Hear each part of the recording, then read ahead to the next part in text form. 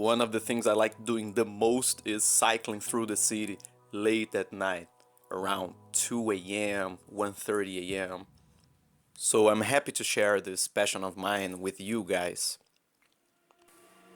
Right now it's not 2 o'clock in the morning, it's around 7 o'clock in the evening, but you can get an idea of how the city looks like at night. I'm gonna put the names of all of the places that I am passing by here on the video, so that as I speak I can at the same time take you guys to a tour around the city. Alright, moving on to our topics. Today we're going to talk about the BIKINI BRAWL anniversary, PhD Unemployed, and Zero Sugar is a Lie. Now, what is the BIKINI BRAWL? This happened last year around September. There was a guy at the beach passing by with an open car, and he had two girls wearing bikinis as his passengers together with him in the car, okay? One of these girls was in the back seat of the car, just having fun, having a good time, when another girl from one of the bars nearby threw a can on her. She didn't like the situation and thought they were showing off too much, so she threw a can on the girl that was in the car. Now the other girl, being upset for having a can thrown at her, jumped out of the car right away, went straight to the table that the can thrower was sitting down, and punched her in the face. And then went back to the car and they went their way. Okay? This happened last year, but what's happening now is that this story is once again all over all the newspapers, and they are saying that it's the BIKINI BRAWL anniversary because it has passed 1 year since this happened, and therefore they are remembering it. Now I'm bringing this topic because I was very surprised that this story got so much attention yet again, and I can't seem to understand why. I have only two options. Either journalism has failed, they don't have anything at all worth reporting, okay? Or Brazilian society is futile completely, because they really like this, they really like gossip and really like this kind of stuff, and people are buying the newspapers because of this, to see this again and get entertained by it. Either way, it's decadent. It's not like it's something iconic that should be remembered. In my opinion, this story should sink into the depths of forgetfulness and remain there for the rest of eternity. Anyway, what do you think? Bad journalism or feudal society that has many people that like to know and hear about these kinds of things? Please share your opinion in the comments. Now moving to our second topic, PhD Unemployed. So there is this guy here, he has a PhD in aerospatial engineering, but however, nevertheless, he can't find a job. He doesn't have a job, he's jobless, unemployed. And this despite being very qualified. So the way he found to get some money was to sell handmade candies. That's what he does. This shocking story got a lot of attention from the people when it was first published by the media in May this year, because this story of this guy is actually not only his story, it's the story of almost everybody right now in Brazil. The situation of the country right now is so bad that everybody is facing the same problem. There are no jobs for qualified personnel. So those who have a bachelor or a master or doctorate degree, they can't find jobs. And it is so serious to the point that many now don't want to get degrees anymore.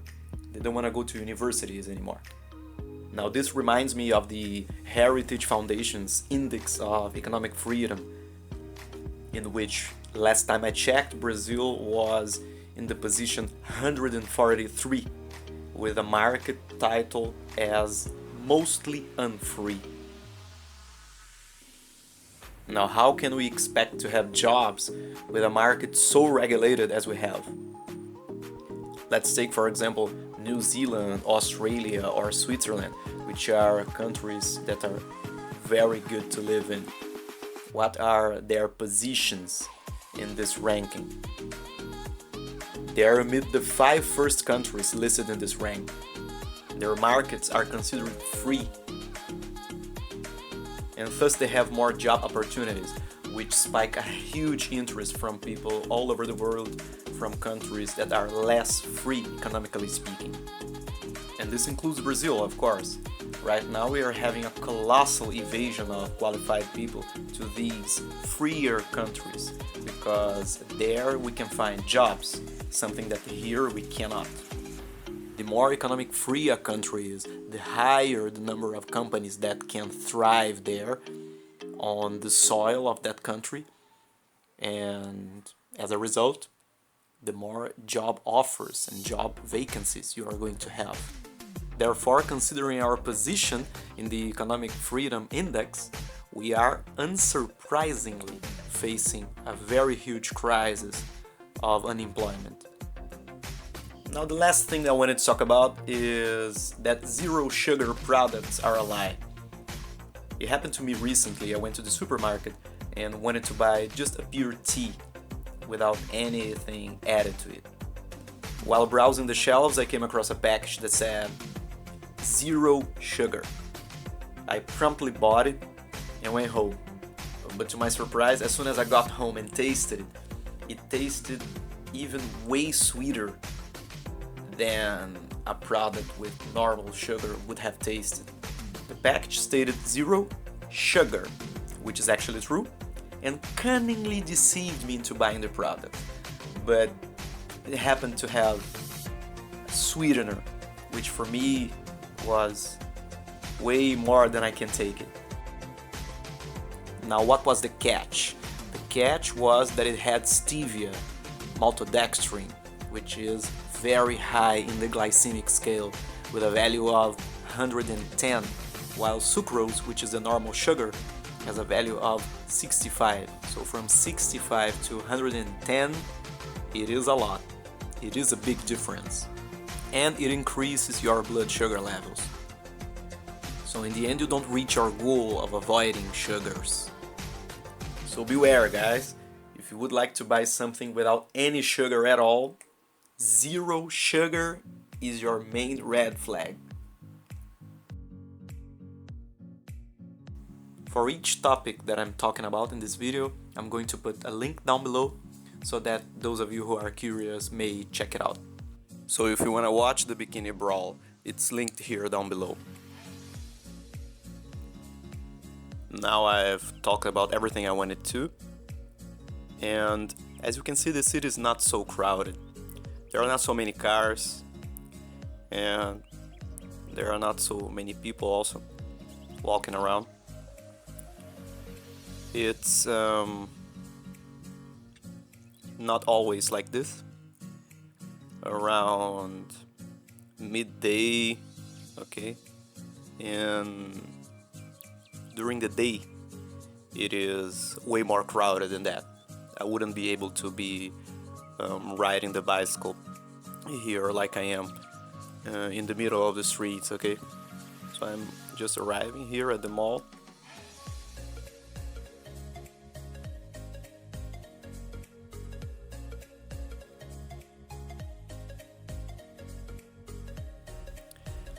Look, that's the mall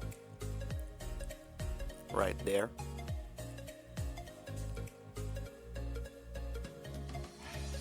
And here beside the mall, I can park my bicycle here. I hope you enjoyed the video. Give a like, subscribe to my channel. See you next time.